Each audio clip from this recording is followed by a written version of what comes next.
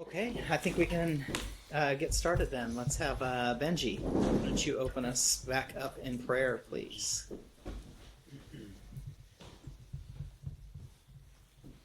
Lord, we come together as your people, Lord. We are grateful to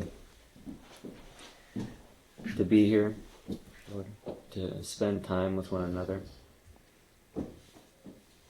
And I do pray, Lord, that we wouldn't be those who cut off, Lord, the living nature of your Spirit, but that we would learn to be a part of its flow, Lord, and to, Lord, become living in that way.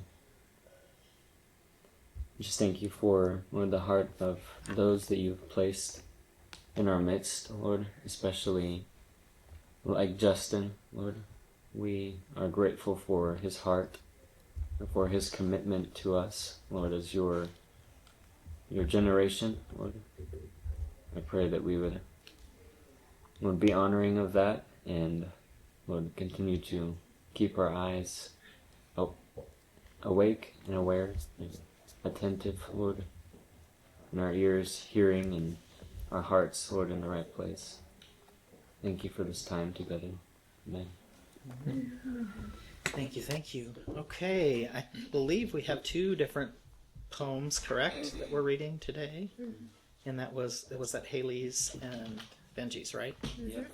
Okay, so let's go ahead. Haley, why don't you start?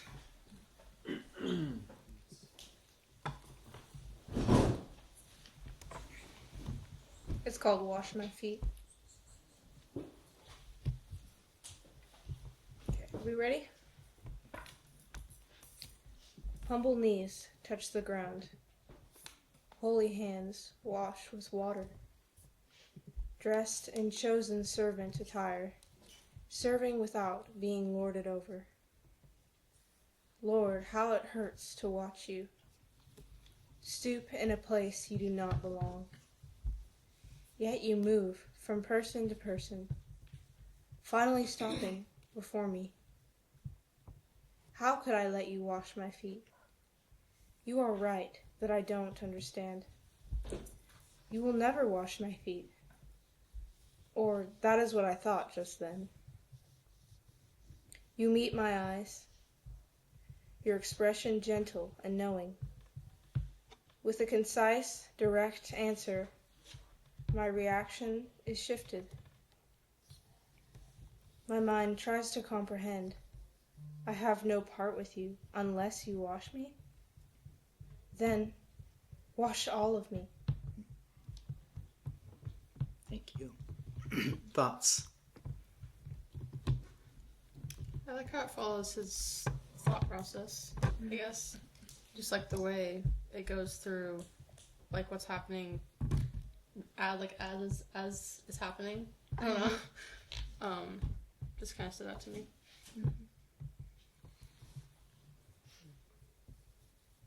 You know, I think that there are many things you often want to understand or that you think you need to comprehend, but it's funny because a lot of what the Lord does is not to be understood in a way. And I'm just now learning that. Like, if I was in this place, I wouldn't understand either. I'd be so confused, right? But I don't know.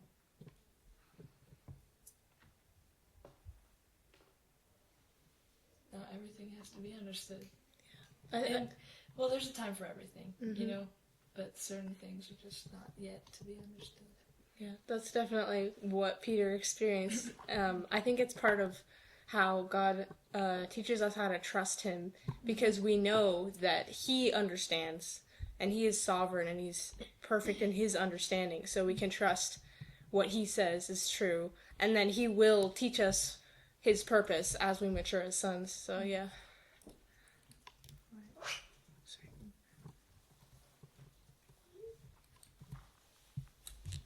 I was going to say, part of what I appreciate about this being written in that sort of first person, because you never talk about the person that you are embodying in the poem. You just keep speaking of you because the focus is on Jesus. So it's almost in like a second person point of view, but it's clear that you are taking the perspective of Peter in this. And I guess I just appreciate in how that is written, but also how it reflects how you personalize that verse that you selected there. I don't. What's the little dash part called after my mind tries to comprehend? What is that? That the end of that. I don't know. It's just That punctuation. it's just supposed to imply a pause. That yeah. Sorry, I knew what it. That's what I was going to get to. I just can't. No, I don't know what that thing is called. Oh, I don't know what it's called either. Yeah. Okay. But what I like about that punctuation is that it almost, as opposed to just a full stop, it kind of shows this. Not necessarily realization of a futility, but almost like we can page that because an understanding is not necessarily what's needed here. You know what I mean? Yep. It's kind of like a setting it aside, I guess would be a way to put that, and that's what I kind of feel with that use of that punctuation as opposed to like a full stop. But yeah, I would, after everybody else shares, I would love to hear a little more about how you relate to Peter's perspective with this, just if you have like a personal experience with that, because I think it often is not a coincidence when people choose to write in the first person with certain biblical narratives and things like that. I know it wasn't for me when I wrote my poem on this, and so I would love to know just if you have anything about that experience that like you can relate to something or that personally stood out to you in regards to Peter. I really liked the part you had when it talks about Peter meeting Jesus' eyes, and I think you mentioned this when we read mine last week, but I feel like that is similar with ours, that connect. And I don't know, there's just something about that where it was like when these people saw Jesus, when they were able to look at him in the face, and that's when like their whole expression of like their person changed, which I really like that they had the similarities because it's what happened. But I like that you did it in, what is it, first person. I like the story of the person going through the emotion. Yeah, that's I think the language I was trying to use. It's technically written in this first person because we know you're embodying Peter, but the language used is not first person language. First person language is like I and my, and I think that's what's so cool about it. It's written from a first person perspective, but you're not looking at yourself because you never use an I or a my in this whole thing. You're always using this you, I guess, until the very end with the wash me part. But like it's all you. So it's like you're writing from the first person, but you're focusing on the second person. It's a really, I think that's what I was kind of trying to, thank you, Kayla, for saying that, because I think you gave me some better words for that. That's what I think is the coolest thing about this. Is because the language is like this second person poem, but it's obviously first person. But I think that even shows like the view of that Peter kind of had to go through with that, where like his problem with Jesus washing him was self-focused because he didn't feel worthy. But it's when you're able to put that aside and when you're focusing on, okay, what is Jesus doing here? Let's set aside my own ideas of what I feel I deserve. Like, I don't deserve the Lord to wash my feet or something like that. But let's actually focus on what he is trying to convey here. And I don't know. I feel like you do a cool job with that, with just the pronouns you're using are always this second person. It shows where the gaze is fixed. Yeah, similar to Jaden, the first thing that I noticed as well was like the shift in the two different types of humility there. Because, you know, he's like, well, you will never wash me. And that was a very, maybe out of a place where he thought it was like a reverential type of thing. But it was just him, you know. It wasn't anything that was particularly right. But then he goes from that to recognizing that the greatest kind of honor is to be washed by the Lord. And realizing that he does need to be clean, that he does need that kind of, washing. But it was cool to see the two different types of humility there.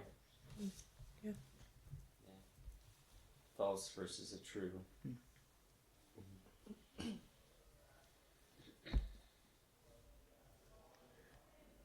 Okay, Haley, yeah, your inspiration, so to Jaden's question. Yeah. Well, it makes me wish I had more reflected on it to how it applied to me personally. What stood out to me most was Peter's lack of maturity, but still his heart posture was still love towards Jesus, even though he was still learning how to love. Like, he didn't understand the ways that Jesus worked, but he still wanted to be his disciple. Like, he was in the right place, even though he was not mature.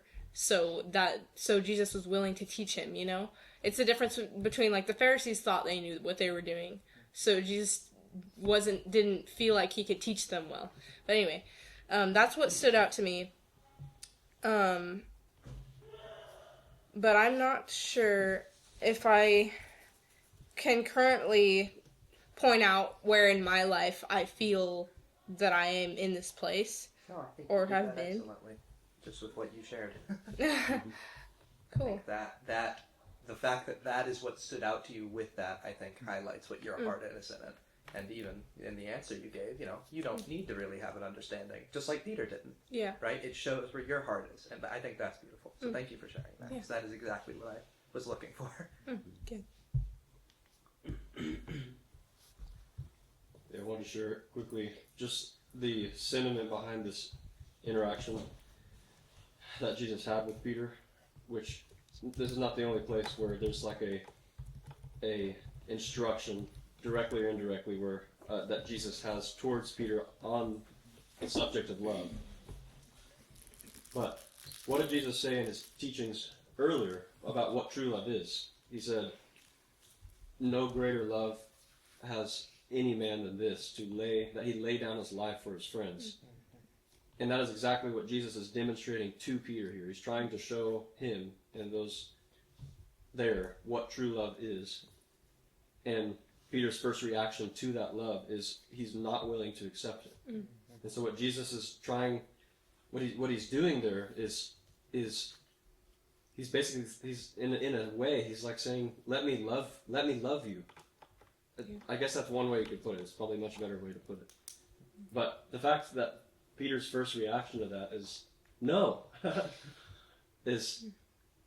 makes it the realization that Peter does eventually have, as you demonstrate later in the poem, all the more striking. Like, wait, Peter's realizing, wait, he's trying to love me in the way that he's always taught, which is, little did Peter know, the extent to which Jesus was about to take that love by actually giving his life.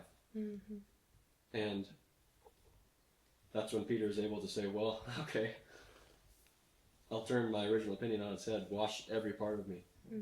Because he finally began to see that it wasn't a ritualistic thing that Jesus was doing. He was showing true love to his disciples. It's a pretty crazy thing to me. Yeah, it's really well. It's well done.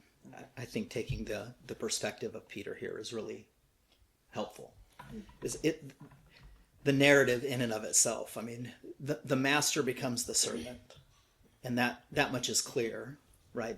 Their vision. It's not too different from what we're learning in Ben-Hur. The vision of who the Messiah was to be is totally frustrated by the way Jesus acts here. And the beautiful part I find with Peter is that Peter is, for all of his flaws, Peter never reserves himself in a way of like just hiding in the background. Of course, he says the bold thing, and the bold thing is the wrong thing, but his heart is sincere, right? He's really extroverted in the way that he is going to have to contend with it.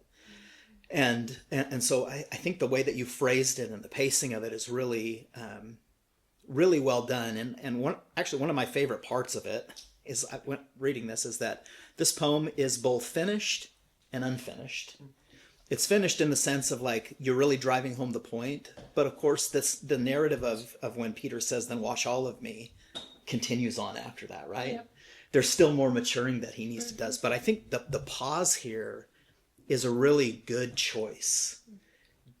to leave the reader of it lingering with this thought, because I think this is how we would respond if Jesus said, let me show you love in this way. And then it would be bold in the other way. Then let's really show my love. And it's like, well, so again, Peter, you don't get it, right? You don't get the message.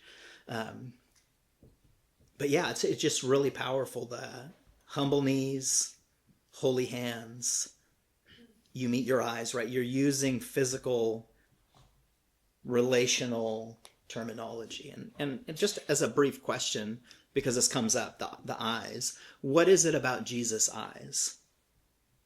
Because it's really not necessarily what the person who is on the other end of it sees in Jesus, but it really is learning. And I think this goes back to even the picture that Kayla originally had drawn of Jesus' eyes with Ben-Hur's body. That is really significant. It is, of course, how Jesus sees the person that changes the person. They realize that he knows them, right? There's a relational way that he is looking upon them. And this is often referred to, love is certainly the main theme there. But one aspect of love that is talked about a lot is that Jesus will see a person or interact with them, and then it will say that Jesus has had compassion on them. The Greek word for compassion, I won't butcher it here, but it actually goes to what the Greeks thought was the center of one's feelings, which is in the bowels, not in the heart. You know, when we tell somebody we love them, we say, I love you with all my heart, but they would say, from my guts. And the reason for that is when we think of like something that is like, when you're really moved, you're like, it's gut wrenching. When you have certain types of love has been referred to as like butterflies in your stomach. There is a deeply moved experience that one has. And this is what is demonstrated through the way that Christ sees, the way he perceives, right? There's this interaction or exchange that takes place with a glance that doesn't help people necessarily see Jesus solely, but it allows the individual to see themselves through the lens of who Jesus is. And of course, Jesus is not looking at the self of the person. He's not propping the person up in their giftings and their strengths and their weaknesses. He's assessing them in the sense of who God has formed them to be. He can see the mature person in them. And of course, what he's doing in these interactions, right, and this is true of Peter, is he wants to draw this out in Peter. And this is, again, where I think, Haley, the succinctness and the pacing here is so beautiful, because it really cuts to the quick in the way that Jesus cut to the quick with Peter, was very direct. You know, when you look at other people that Jesus interacts with, John is always a good comparison to Peter for me, because John always talks of himself in the book of John as the disciple whom Jesus loved. And that was his perspective. Of course, that was his perspective is because he really genuinely felt it. But Peter was the disciple who Jesus loved too. But what was necessary and needed for Peter was Jesus being firm and yet compassionate. And so, man, so good to leave it here. Then wash all of me, because of course that's not the point. And to leave it there is a really good, clever, profound choice in poetry, because most people would look to resolve the full story, but leaving it unresolved in some ways invites us into that own resolution within our own heart and mind to continue the narrative. So yeah, really well done, Haley. Any other thoughts or observations? Okay, let's move over towards Benji's. Thank you again. Yeah.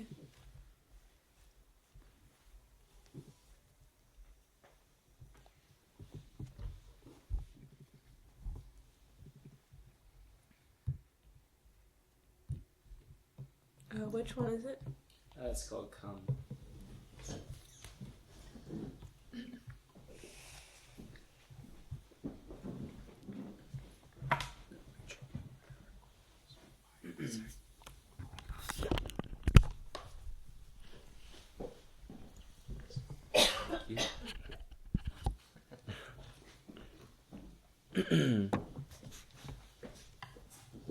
The splintering sea, with its deep blue depth, clashes against cedar oars. Rowing to no avail, a storm rages, within and without, torn by faith. It boils within, the anger and confusion of dying flesh. How easy it is to forget what is unseen. One look into those eyes steadies a tumultuous world. One look into those eyes, and doubt flees.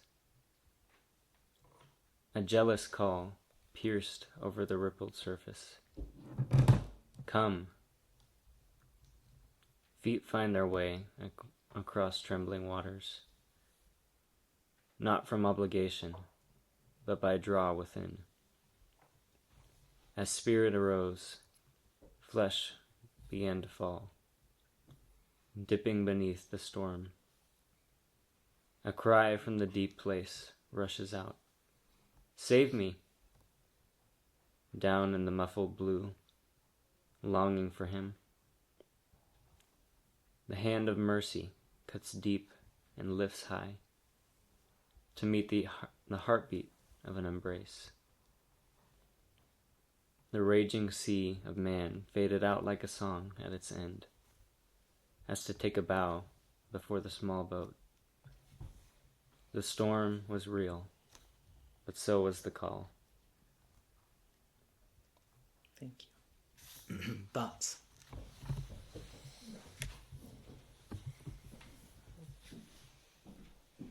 I'm struck by how similar it is to Isaac's poem. That's what I was going to say. And again with the eyes, very interesting. I think, didn't we even mention this interaction? Was it at Bible study, Justin, that you mentioned it? And it's with Peter as well, isn't it? I just think that all the connections are interesting because...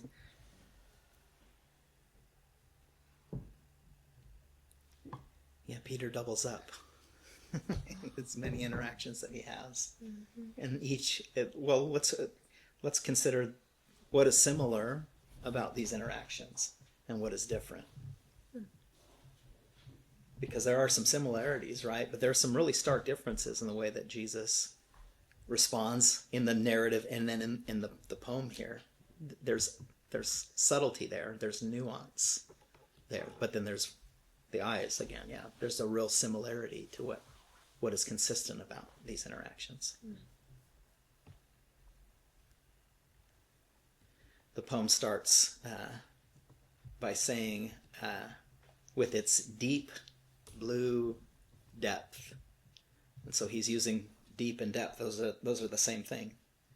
So how deep is the deep? Well, there's a depth to the deep. And so it's not just deep. There's a deep blue depth. And this, I think, is, again, really, really well written. But this is then mirrored in what he talks about the storm rages where? Within. But how far within, right? Deep. With a depth. And without. So the waves of the ocean and the depths of the sea are really illustrative of what is going on in Peter. The deep and the depth within his own mind and heart and soul. I really loved the way you described the looking into Jesus' eyes as him seeing you, as seeing the maturity in you. I remember Noah and I had a conversation where we described love actually being very much like that, where you see the mature version of someone. And it's the seeing them that way that causes them to draw near to you. And so in that way, I really love, I guess, the connection you can make as to when you, where is it? When you, one look into those eyes, well, it's almost like a receiving of his love. When you meet him when his gaze is upon you and you meet that gaze, I feel like it's almost a letting in of that love and that mercy and that peace. I don't know. I was listening to a song as well a couple days ago. It's that one song, "Turn Your Eyes Upon Jesus," and I don't know. I guess I really was thinking about what that phrase actually means, and I think it really is about letting yourself be loved by Him, and I think that's even what the real message of Haley's poem was Peter letting himself be loved. And so it with those two little lines right there about meeting his eyes, one look into those eyes, I feel like that's what that is. It's letting in his love. This might be a bit of a stretch, but none of us know if Jesus' eyes were actually blue. But that's typically how we tend to illustrate it. But it's like when the description of deep blue depth is a way eyes have been described. So it's like you fall into a different deep blue depth when looking into his eyes. That's good. And this is a smaller part, doesn't go as much into the meaning of your poem. But Benji, I think you did really well, just overall with the way you were wording things and imagery and stuff. You have some really good lines in this. So this is definitely one of your better poems, in my opinion. Yeah. It's shown a good jump as how far you've come as a writer as well, I think, just with the vocabulary. Yeah, I had fun with it. My favorite line is when you say, "The raging sea of man faded out like a song at its end." That's really good. One line that stuck out to me was where it says, "The hand of mercy cuts deep and lifts high." It paints a picture, but it also can imply, like, it's mercy as well. Like, it's not just the physical action, it's showing Jesus' posture towards Peter in general. Like, because, like you were saying, he's direct with Peter. So he cuts deep. But it lifts high because it lifts Peter's perspective. So I just thought that was cool. Oh, okay. Yeah. Interesting. I like that. And then it doubles up as like the picture of him reaching down into the water. Oh, and cutting through the Yep. waves. Yeah, and lifting up high. Yeah. Yeah. An embrace. Well, as with Peter's experience with Jesus and related to him learning about love, the cutting deep is also very surgical on Peter's part, because it damages. It doesn't it. What's the right word? It's like dangerous based almost in how intimate it is, but it doesn't damage or wound Peter, and that's the surgical aspect. I was gonna say it's like a surgery. Yeah.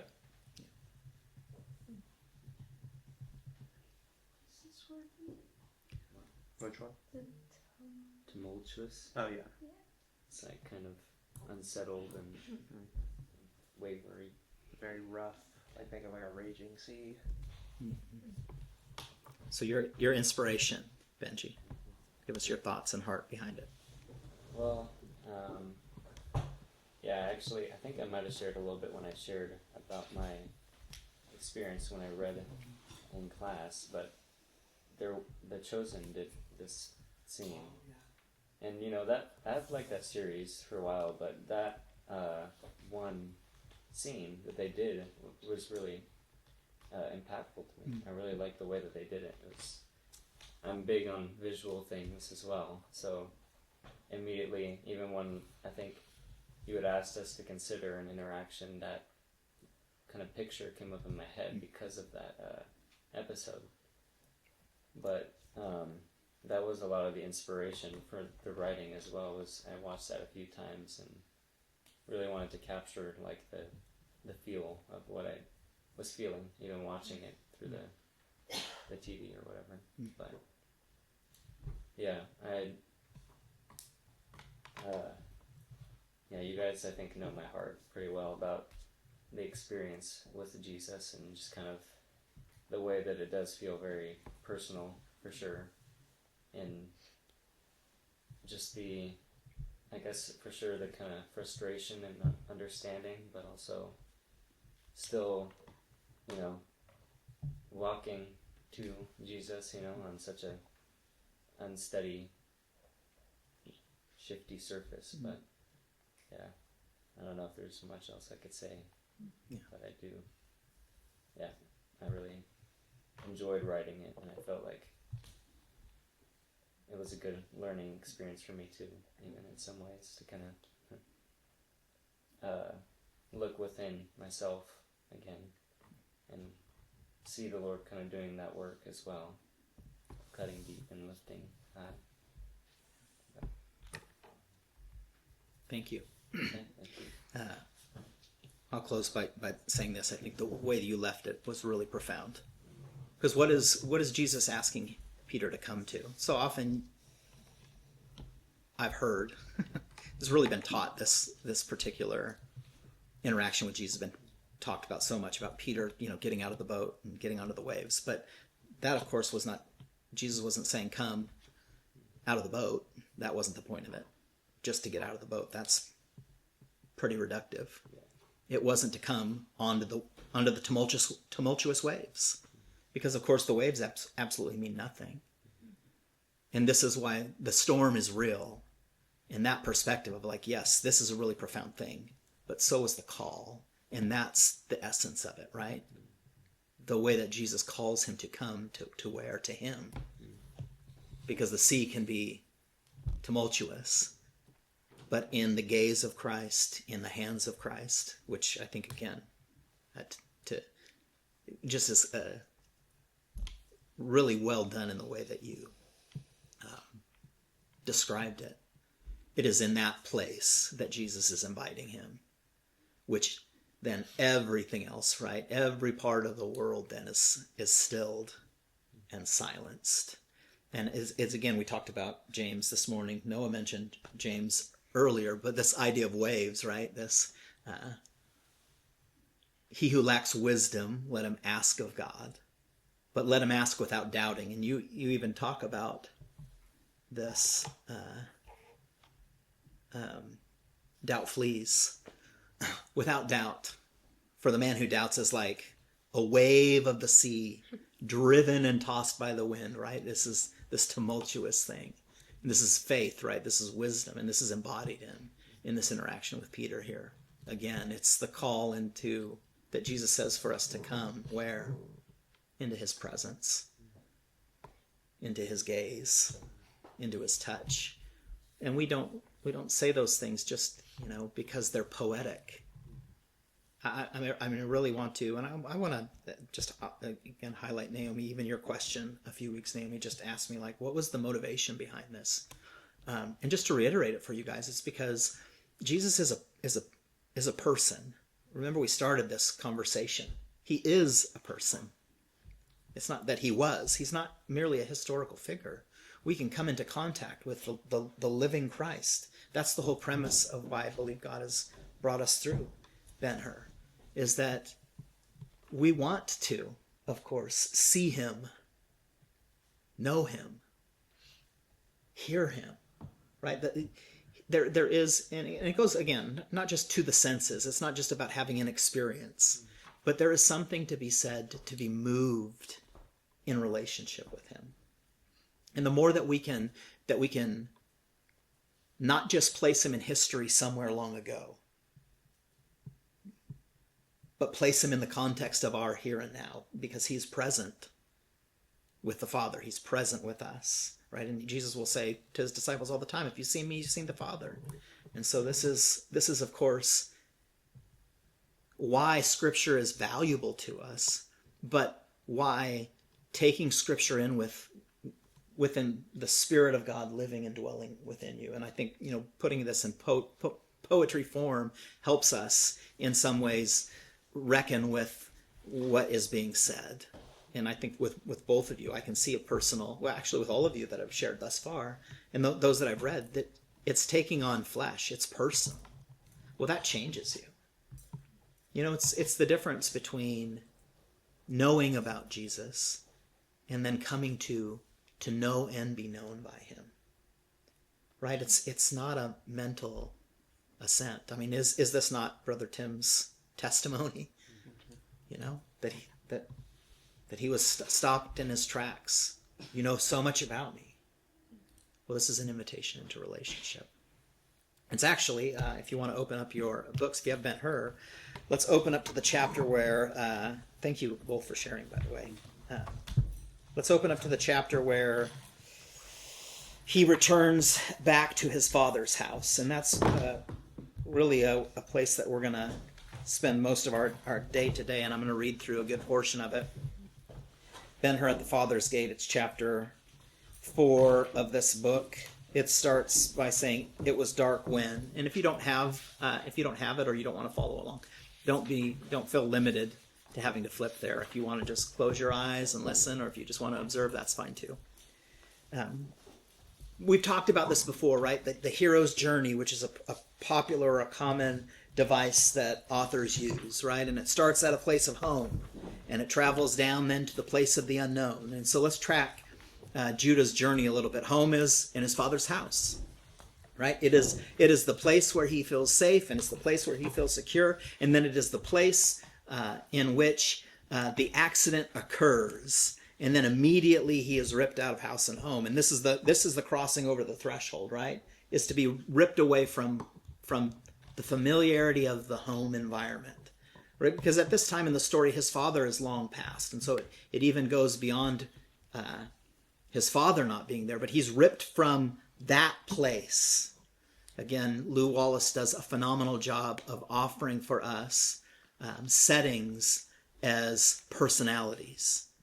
And so we all understand this concept, right? That home, there's a saying, home is where the heart is. Home is a place that we feel safe and secure, right? It's a place that we desire to go to, right? In a healthy environment, right? That's where you want to return to. It's why one of the dynamics of the world in the way that the family in particular has been undermined, and the father specifically.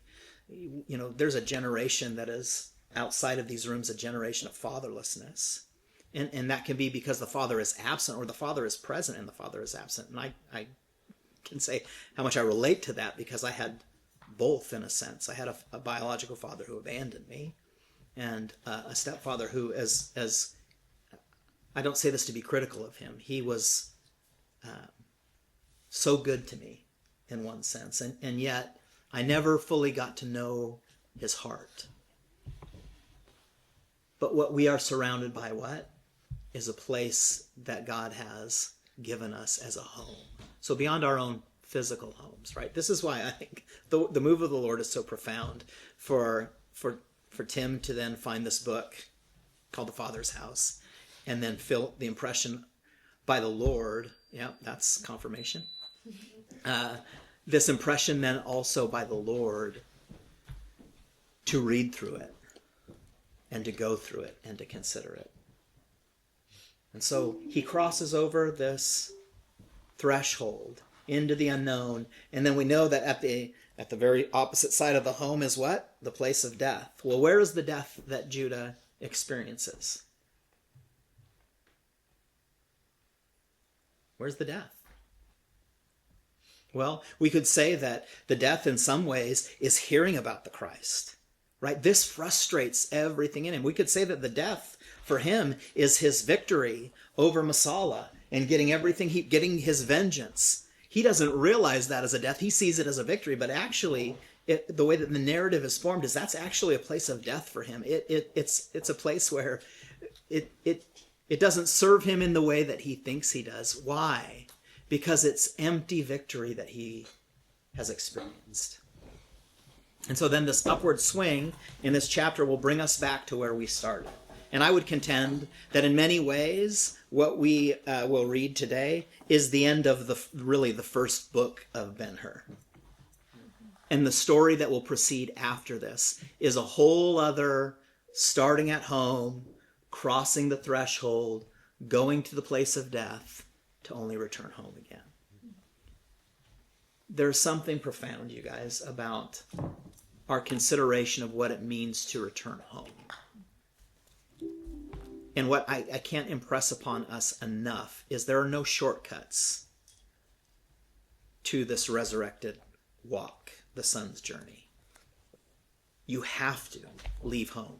You have to cross the threshold. You have to go through death. Now, what is the whole premise of him using the rhyme of the ancient mariner? Is there's death and there's life in death. And this is what he's kind of mirroring here, is that there is a life that has to go through death. There is a life that has to be resurrected. And so for you and I, what that means to return home means that we have to go through the journey that God has laid before us, right?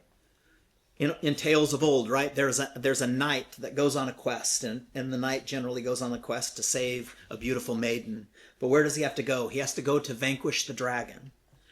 But in many ways, although he vanquishes the dragon, the real part of the story is that the dragon, which the true dragon is the journey, vanquishes him, and then he returns in the end, right? And then it says something like they lived happily ever after. And of course, what that really means is that's just one chapter. But then there's always another adventure and another journey and another dragon to slay and another thing for your soul to get crushed by, so that you can, of course, come to a place of death and then, of course, be resurrected again. It is with this in mind, then, that we open this chapter. It says this: "It was dark when, parting with the drover inside the gate, Ben-Hur turned into a narrow lane leading to the south. Few of the people whom he met saluted him. The bouldering of the pavement was rough. The houses on both sides were low, dark, and cheerless." Now imagine again being in this position of what you have left behind in the physical realm, right? The places, these would all feel very familiar for him, but it was dark. This is intentional again by the author. He's not quite seeing things the way that he saw them, right? Because this town, this little town that he was so familiar with when he was a little child, has changed. And it's not necessarily because the town has changed, but what has changed? He has changed.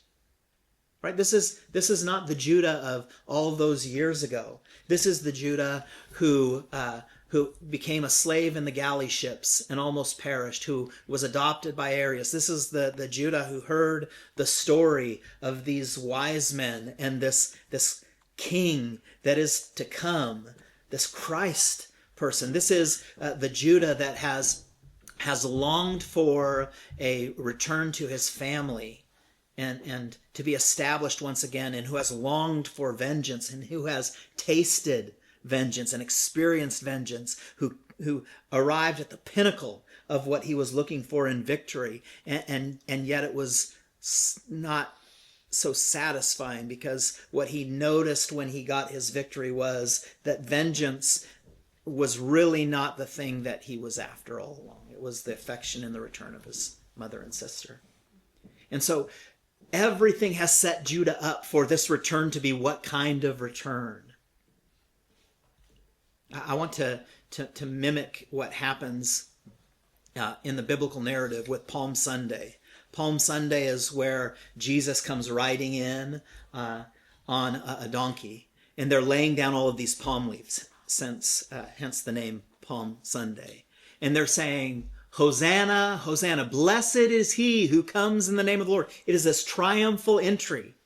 And for those around Christ, and we're going to actually see this in the narrative as we continue, there was this giant celebration for those who understood and knew this was the Messiah. They were thinking, he has come to what? To conquer.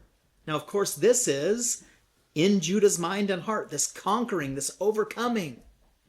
And so his imagination is, when I get home, it is going to be, this is the upswing of my life, right? I got the victory against Masala. I won the day.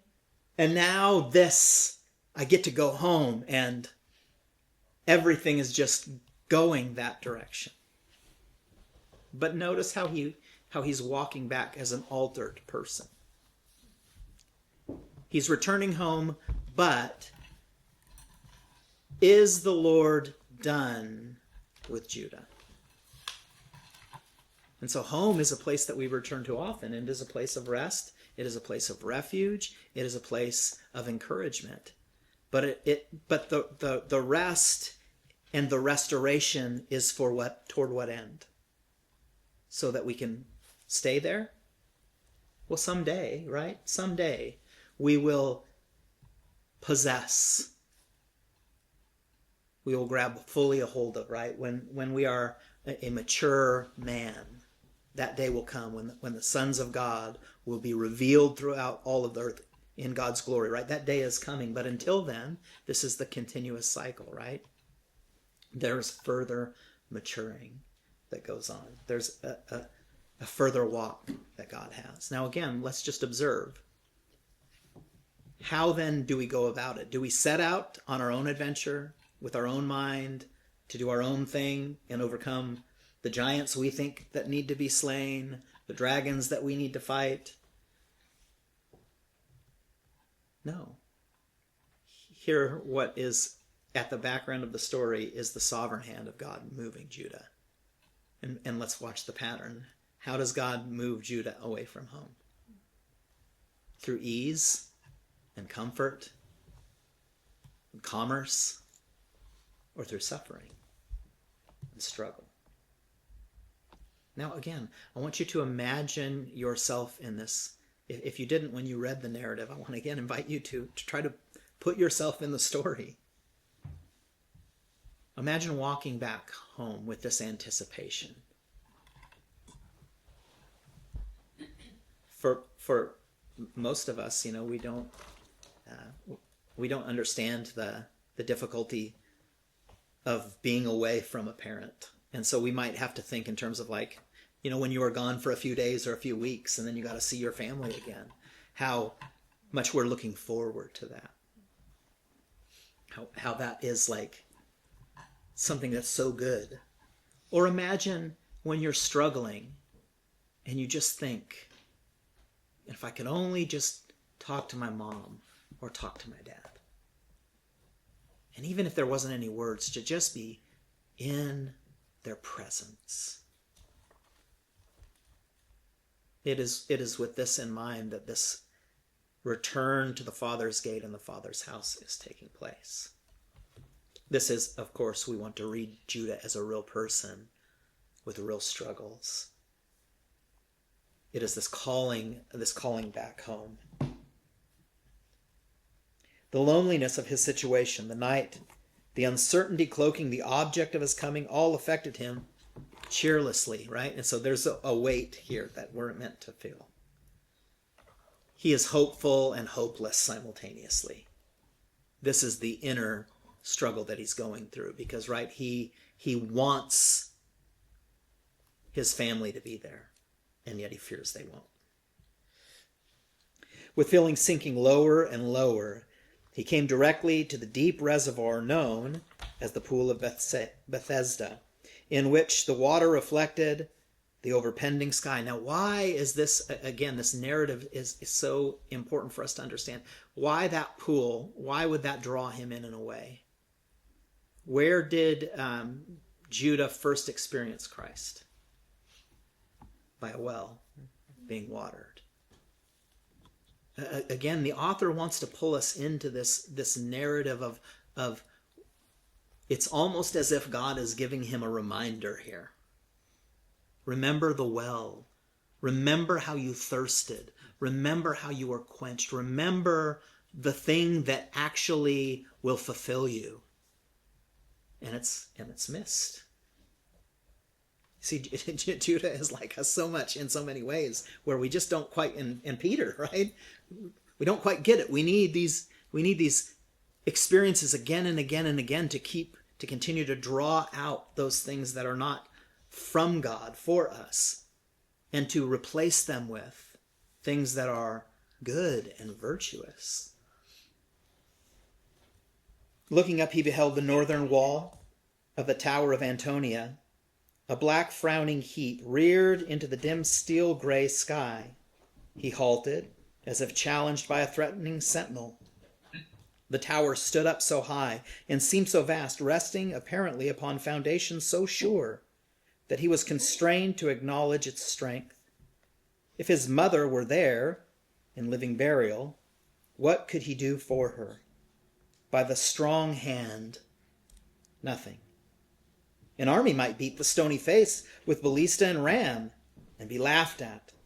Against him alone, the gigantic southeast turret, looking down in the self-containment of a hill. Now he's imagining home not as a place of warmth or comfort, but what if I have to fight against whatever is there? What if I have to advance through this? So again, these feelings that he's experiencing are very conflicted. And he thought, cunning, bravery, is so easily baffled. And God, always the last resort of the helpless. So he's identifying with who? That he's helpless. That God, always the last resort for the helpless. God is sometimes so slow to act. And I want to pause there because we don't want to read this as accusation. If we read it as accusation and we somehow think like, God, hurry up, we will experience this in ways that we're not meant to. And of course we know this, right? You can't hurry God's purpose and plan, his timing.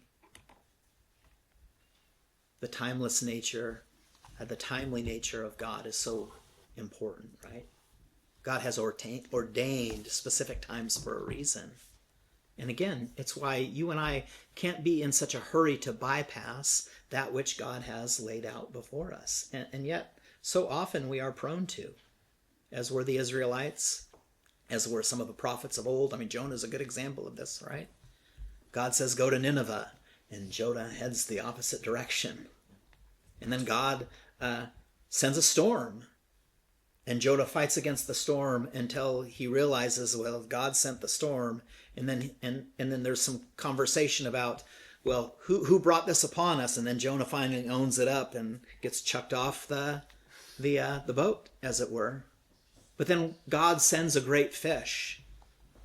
And if Jonah's perspective was wrong, right, God sent the great fish to take him down to Sheol. And that's actually what the narrative says. He goes down to death, the place of death. But then the great fish, of course, vomits Jonah up on dry ground. And then Jonah repents and goes to Nineveh. And then Jonah returns to his ignorance and has a pity party with God about what God does with Nineveh. See, the perspective here is a really important perspective for us to see. And so let's have some conversation around this. What does it mean that God is sometimes slow to act? And why is that a blessing and not a curse?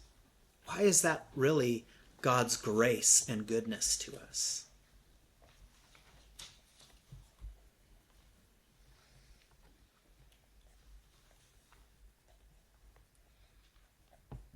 Ooh, I know. Go ahead, brother. Because it often produces something good within us. Mm-hmm. Yeah, if we're seeking his will in things, then probably should wait on his timing too. Otherwise it won't happen. Yeah, I was going to say, God is always about the process, and the world has always been about the result. Yeah. Whether it be worldly things today or Roman culture then. And Ben-Hur is certainly more Roman than he would like to admit. Mm-hmm. So he's so concerned with the results that he actually thinks that God is just slow, and that his mind actually doesn't even conceive that the process is what the Lord actually does. Yeah. And so all he does is look at, here's the way I do things and here's the way God does things, and we both get a result, but my way's faster. Yeah. And doesn't even begin to conceive as to why that might be. Yeah. God is unwilling to let you return home until you have gone through death. It is why Jesus says to us, take up your cross. How often? Daily. Every single day. It is this invitation, right? It's the call that God gives to us, right? And so it seems slow to us because, of course, we're the ones who are returning home and can't get there fast enough. But what God perceives and what God sees is the necessary process by which we are to mature and grow and then return, so that what? Rest and restoration can take place, and that he can send us then into the next cycle, process, right? This is always something that is going on with him. And so for us to then understand this, that how we perceive things as slow, or actually, I mean, for somebody who exists out of space and time, right? If God is ever present, it's not slow at all, because God is always in the moment. It's always present with God's redemption is always at hand. His salvation is always right there. God never has to worry about what will happen. It's happening. That's hard for the human mind to comprehend. But this is why, of course, God empowers us with faith. Faith is the substance of things hoped for, the evidence of things not yet seen. And so there is a little bit of a lament here that he's saying, but the reader is again invited in. How do we even perceive that? Is God slow? Not at all. Not at all. In the proper moment, at the proper time, if we are prepared to receive that, right? And let's again observe the Israelites and observe how in life, if we fail to meet the moment that God has given us, we will wander aimlessly for longer than what God originally may have intended for us. In doubt and misgiving, he turned into the street in front of the tower and followed it slowly on the west, over in Bezetha. He knew there was a khan, where it was his intention to seek lodgings while in the city, but just now he could not resist the impulse to go home. His heart drew him that way. The old formal salutation which he received from the few people who passed him had never resounded so pleasantly. Presently all the eastern sky began to silver and shine, and objects before invisible in the west, chiefly the tall towers on Mount Zion, emerged as from a shadowy depth, and put on spectral distinctness, floating, as it were, above the yawning blackness of the valley below, very castles in the air. He came at length to his Father's house. It will continue where it will say what on the sign? This is the property of the emperor. So let's look at the shift. He returns where? To his Father's house. The sign declares that it is the property of whom? The emperor. But what is peculiar about the property that he returns to? Who is there? Is his father there? Is his mother there? Is his sister there? Is the emperor there? So none of the people that are supposed to own it are in possession of it. But who is there? The servant, Amrah. And let's notice the posture of her heart. Has she taken up dwelling as if this now is a place of her own possession, her own home? Or is she postured to await the time when those who own the home will possess the home? This is, you guys, it's biblical language. The promised land is given, but the promised land must be possessed. And how do the Israelites, or how were they supposed to actually possess the promised land?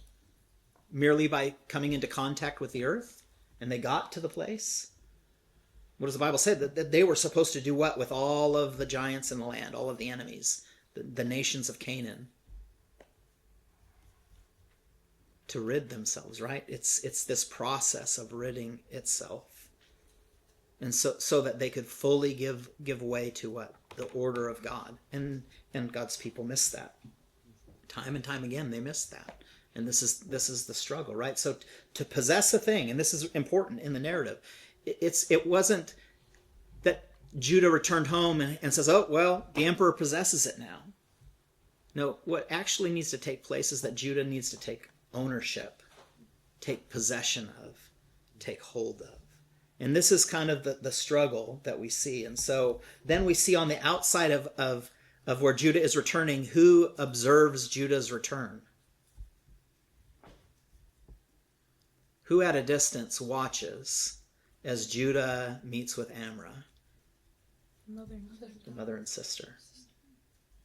Now these are people who could possess the home, but why do they refrain from it? Leprosy. Yeah.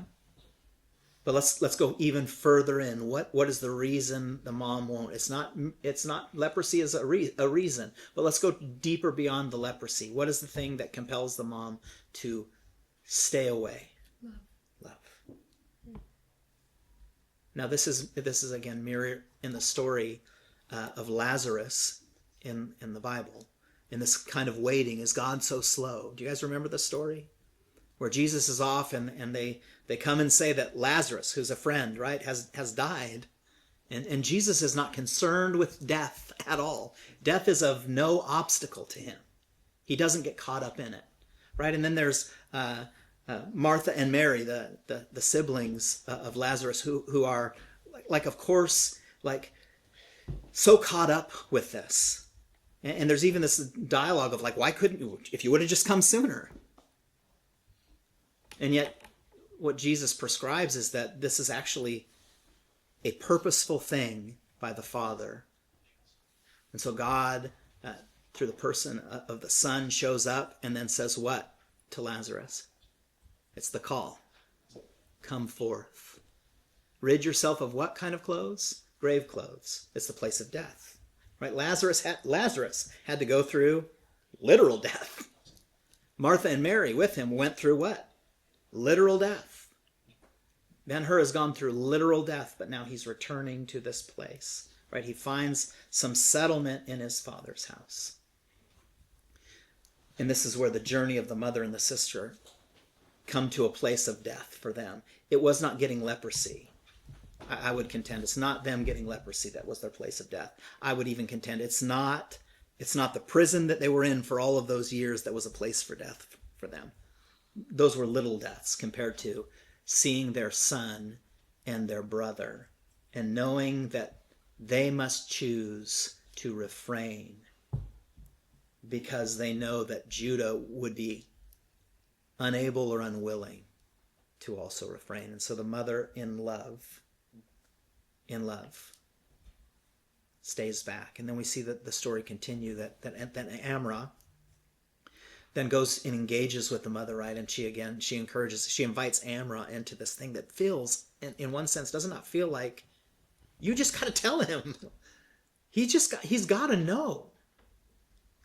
And yet there's this greater work that is going on. And so as we read this next week, the next 3 chapters of the next book, let's keep in mind here that what Judah is now being invited into without him knowing as he still searches for his mother and sister, and while Amra knows full well that they are in the lepers' camp, that Judah is being called back into a place of the unknown. But it's important that we see that there has been a shift within Judah's mind and heart. He doesn't fully realize it. He hasn't fully come to grips with it. But how will this play out? And not only that, but how does it then play out for all of the other characters who seem to have fallen in the background? The sheik, Esther, Iris, Balthazar. Is there something still to be said of Masala? And what will happen with the mother and the sister? And it is here we will leave it until next week. Thank you all. Thank you. Let's take a few minutes to break.